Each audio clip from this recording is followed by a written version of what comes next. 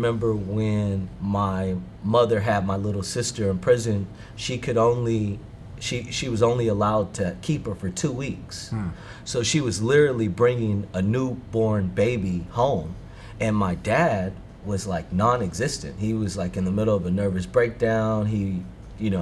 So literally my mom they let her come home for I think like 3 weeks or so, and she had to teach me how to make her bottles because she couldn't breastfeed her because she wouldn't be there. So I remember one time it was in the middle of the night, and she was crying, and my mom had already went back to prison, and my dad didn't get up, and she was just crying, and I woke up in the middle of the night, and I came and I was making her a bottle. And when you're making an infant's bottle, you have to boil the bottle so the water heats up the bottle. And I did that, and I was testing it to make sure the milk was warm on my wrist, and the bottle exploded. Because it had got so hot, and it burned the shit out of me. And I was like, that's when I realized, like, shit, like, this is not normal. This is not something someone at my age is supposed to be doing. But I remembered, just the things my mom taught me, and I just pressed forward. But and what's so crazy is that same little girl, that I raised since she was an infant, now is an entrepreneur, a small business owner, has one of the most successful businesses in Houston, Texas. Just an incredible human being. And I'm grateful that I had an opportunity to play that part in her life. So I'm the council member who, I curated one of the largest murals in Atlanta, 5,500 square feet on Boone and Northside Drive. And that project was so important to me because it was about local community artists that never get the opportunity a lot of times to participate in city projects or any project for that matter that is mainstream enough to give them the attention that they need. What was the budget for that project?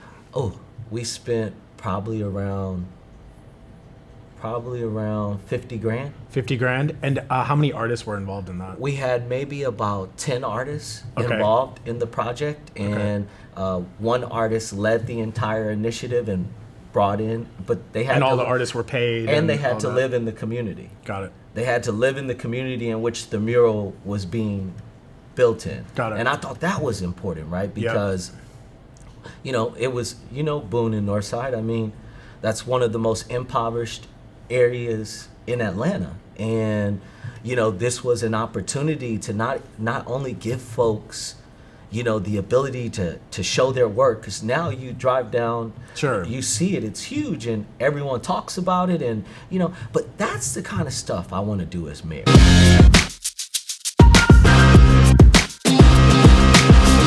So the mayor first of all, the mayor is the only person that can sign anything on behalf of the city. She's the only one that can execute a contract agreement for the city of Atlanta. Council cannot do that. They can pass 20 pieces of legislation and they cannot do that. Got it. The reality is this. I know Sheriff Labat. I have a relationship with him. I'm not sitting here saying day one, hey, the jail is gonna be closed and I'm not gonna communicate and I don't care about the issues that you're facing at Fulton County Jail with an overflow population of folks that are sitting and haven't even gone through the judicial process. No. Well, of course I will work in tandem with Fulton County, because one of the things that we talked about my mom went through, which is recidivism. We have a huge issue of recidivism in Atlanta, where folks continue to come through the system, and because we're not providing them wraparound services and support, because we're not putting them in a position to succeed in our society, they're continuing to reoffend, right?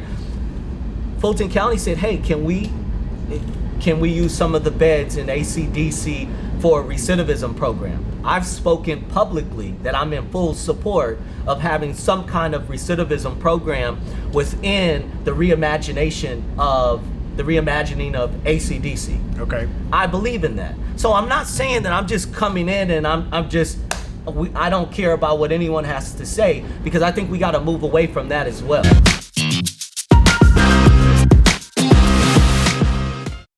No justice, no peace. Yeah. It's the reality. I was the council member that led in the social justice movement, not because I didn't even know I was the only elected official at the time when I stepped out that was marching. I had no idea until other council members started to call me and ask me what was I doing. You know, like, we have to get back to meeting community where they are and the people where they are. We have to. This city cannot continue if we do not do that. And if I was at that podium, I wouldn't have to have no one speaking for me. I wouldn't have to have another celebrity standing next to me. I would speak to the people and say, I understand. I understand your frustration. I understand what is transpiring in this city, and it has got to change. And we've got to work together to make it change. And then I would get out there and march with them. I would show them that I'm not just talking from a podium. You know, folks are tired of that. They're tired of hearing folks giving them lip service and their actions aren't a reflection of the things that they're saying, or they're tired of folks speaking at them. No one wants to be spoken. Like, if you're going to speak to someone, connect with them and understand why they feel the way that they do. We are living in the civil rights hub of the United States of America. I represent communities in which the late Dr. Martin Luther King Jr. walked and marched. And we are still having unarmed black men and women killed in this country and in the city of Atlanta. And look what just happened. That police officer kicked that woman in the head who was having a mental health issue while she was handcuffed. There is nothing that can justify that.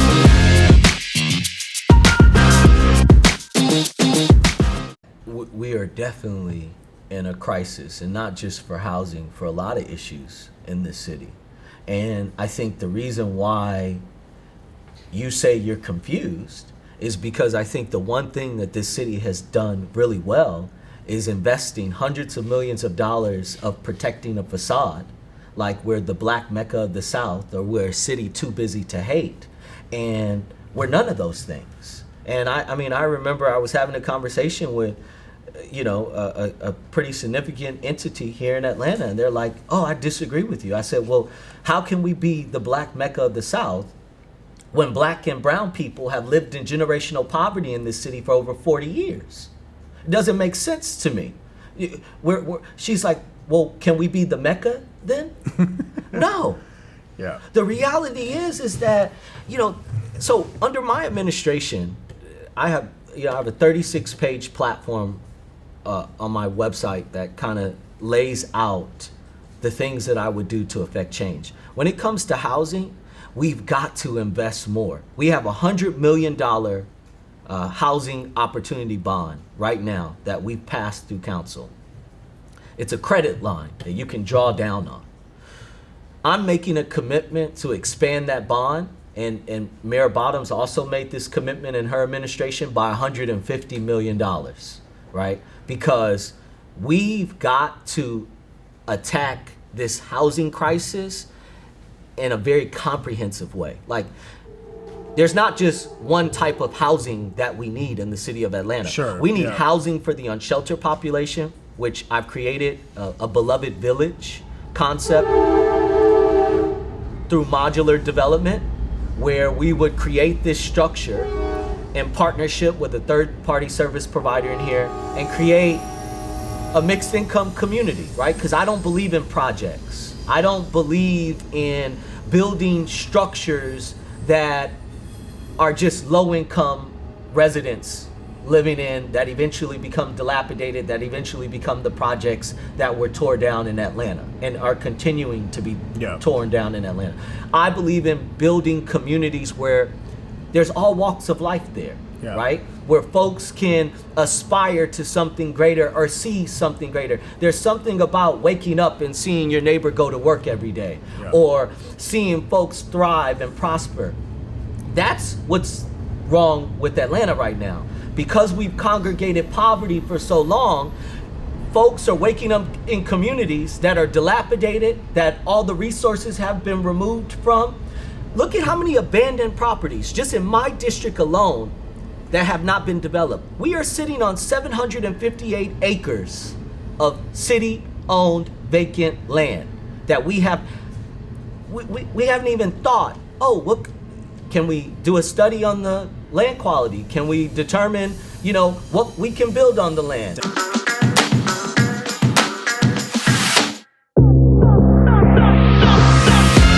Now, but there's been harm that has been done Right. for a long time.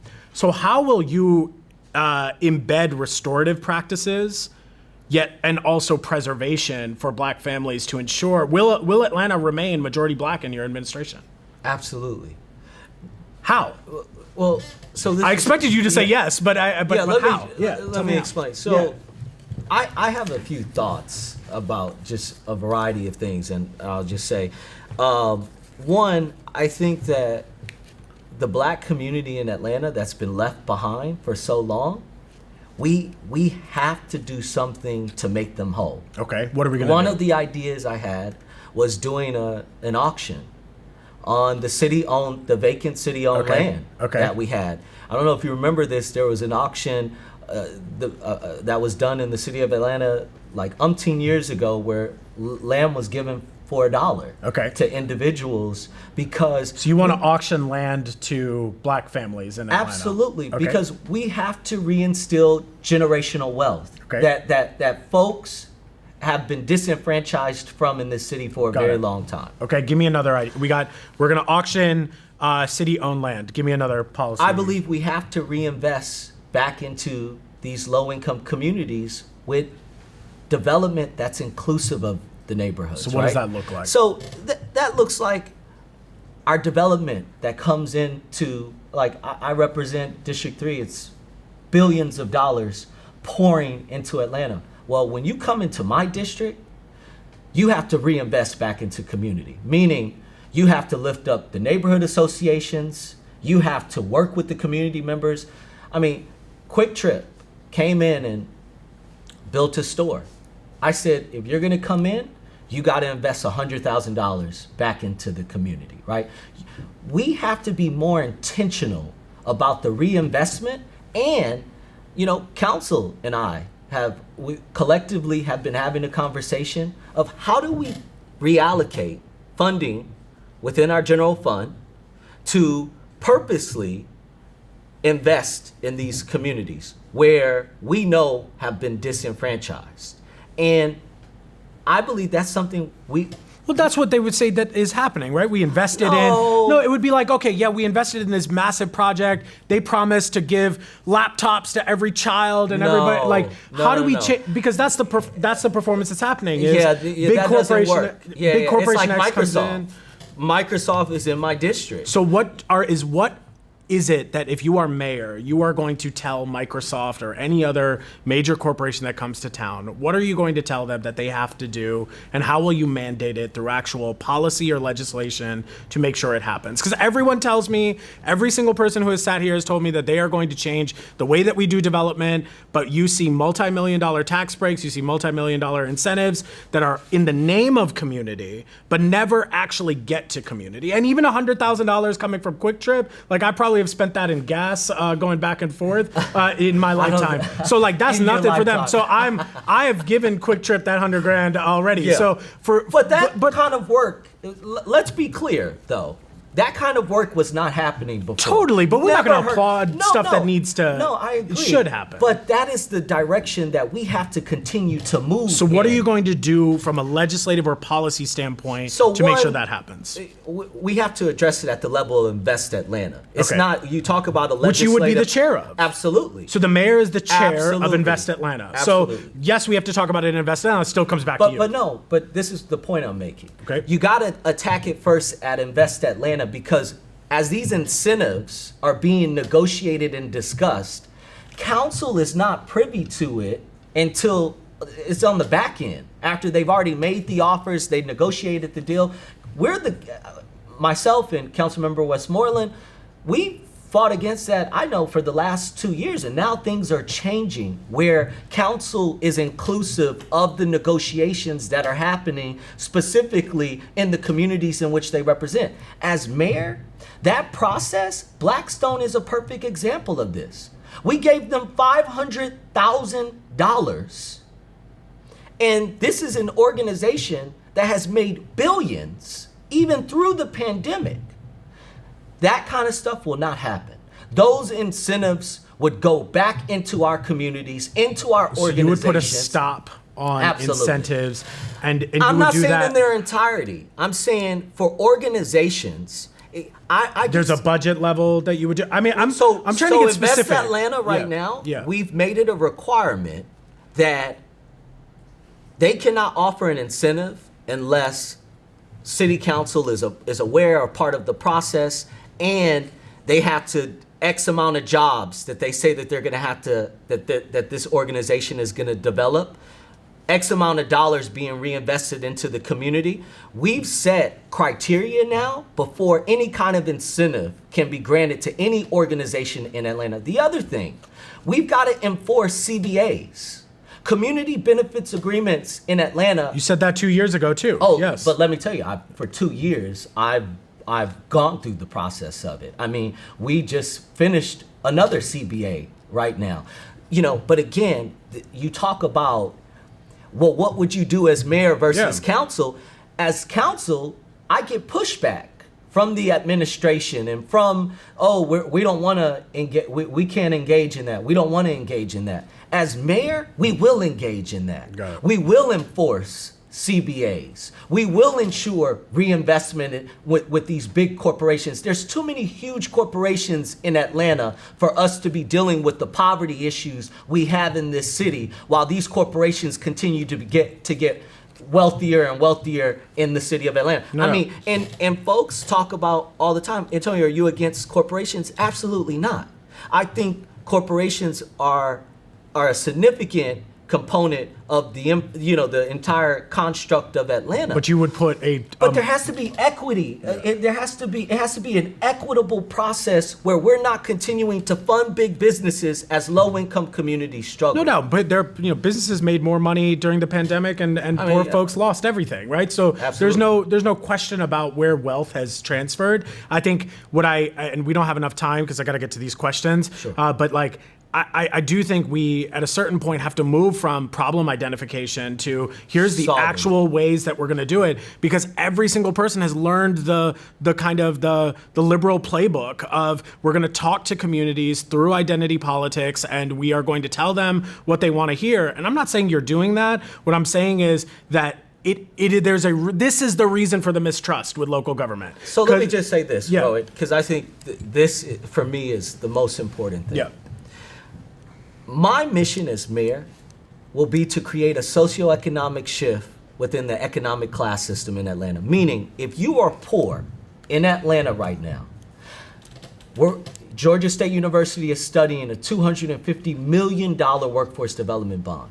We're going to offer you a job paying a livable wage and health insurance. So you want the city of Atlanta to be a job creator and provider? Absolutely. Okay. 100%. Got it. And that legislation passed unanimously. So it's not you, it's council as a whole unanimously supports the fact that we need to be bringing infrastructure jobs in-house instead of outsourcing them to big corporations. We need to be able to train residents in career trades that are not just going to sit and pay them $11, $12 an hour. Trades that eventually they'll be making $45,000 to $60,000 in the time that they're I get it. operating in this space. I totally get it. I think that the issue is that we've been promised these jobs before. Yeah, but We have had to we've got investigated by the Department of Justice for how bad we are at this for workforce development. We've had to give money back to the federal government because of how bad we've been at this. you know why? Because the people of Atlanta continue to elect the same kind of people in office and expect something different to happen. At some point, we have to take accountability, and we have to put in place new leadership that's truly going to move this forward and address these problems. It should not be that difficult. The water boys, they've been sitting on the corner for almost a year and a half now, still unaddressed. That makes no sense to me. No doubt. I think I'm going to get to these questions now. I think we have an opportunity to take those problems that you have identified, look and study at what has been promised, and really be clear how this is going to be different under a Brown administration. I think there's an opportunity to do that. I'm going to get to a few of these questions. I'm going to start here, and then I'm going to go to the audience here. So I'm going to start with a question that came from online. Is that right? Do we know who this came from? Thank you, awesome person. Thank you, Fleming. It seems to be the last name.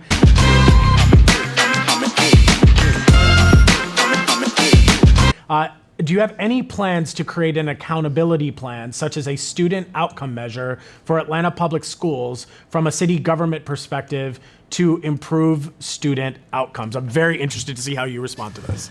So at one point, when I came onto council, I heard that the mayor was putting in place a chief education officer. Yep, we knew who that person was. Yep.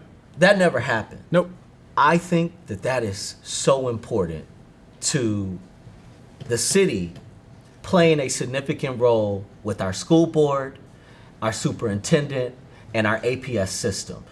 I work very closely with Aretta Baldwin. She's the school board member. Yep. You know, we work hand in hand. And I think having a chief education officer in place, we could establish these outcomes. We can work with the students to understand, because, you know, someone said to me the other day about crime and the young people who robbed the Apple store, and they're, you know, how old they were and why, you know, at that age, why would they do that? And I said, well, what do you expect when they probably grew up in poverty? They had nothing to look forward to. Their schools are underfunded.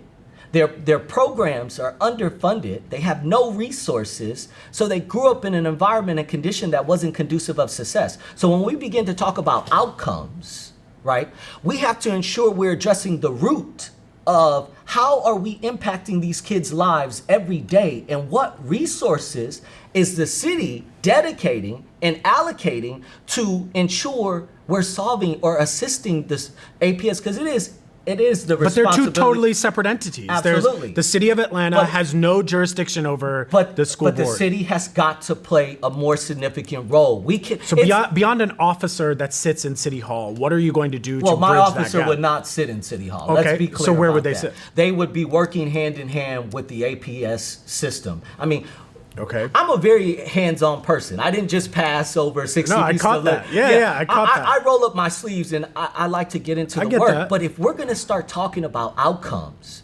you need someone at the top of the ship that's going to help lead and ensure that we're not just setting those outcomes, but we're meeting them. And I think the city, regardless of us being separate entities, the city has to invest in education too. You cannot. So we should start using city dollars in addition to invest in education beyond the school board. Absolutely. But even though the school budget is larger than the city of Atlanta's budget. Absolutely. And it's not even about the funding. The city has got to take a position on the equity of our students. And we like to pan things off and say, oh, that's not our responsibility. Health and Human Services is the county's responsibility. They should be addressing these issues around mental health and substance abuse. Or, we can't continue to do that, because that's why we're in the position that we're in now, where we're dealing with all of these issues rising to the top, driving all of what is transpiring in this city.